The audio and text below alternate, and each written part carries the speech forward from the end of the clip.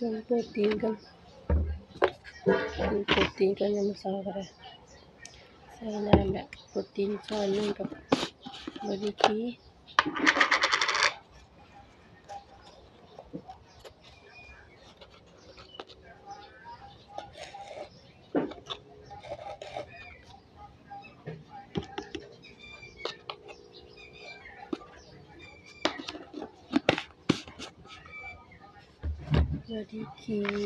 มาถึง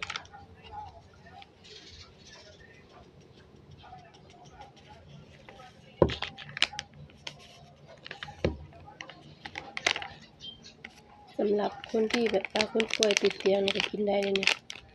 บอดี้คีนี่ทดแทนอาหารมันครบ5 หมู่ทดแทนอาหารได้ไม่ใช่อาหารเสริมเด้ทดแทนอาหารมื้อนี้แต่ละมื้อได้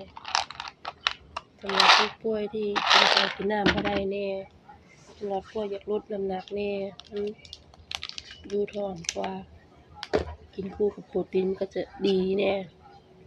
โปรตีนเฮ็ดให้เฮามีเหือมีแรงกินไป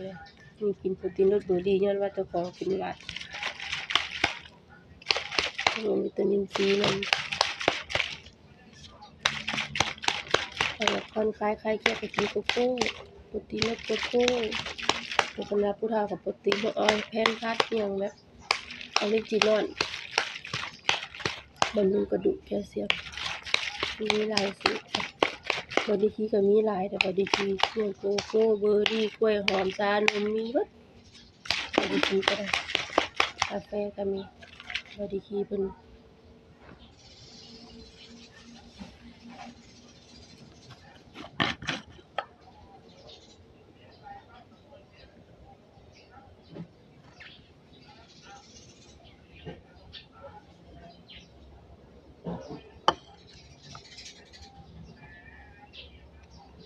เจ็บคอนี่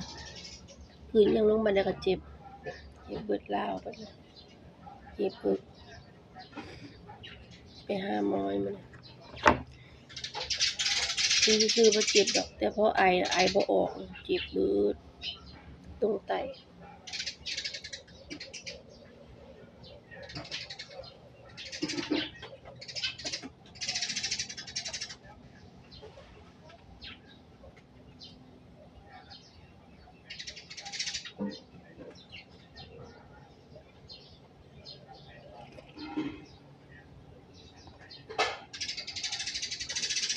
บ่ได้ไปนัดซื้อใบบัวบกมาตำกิน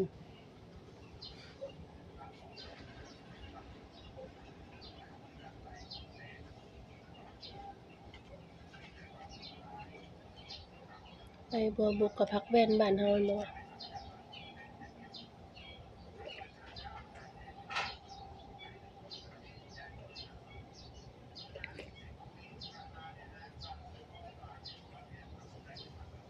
แซ่บ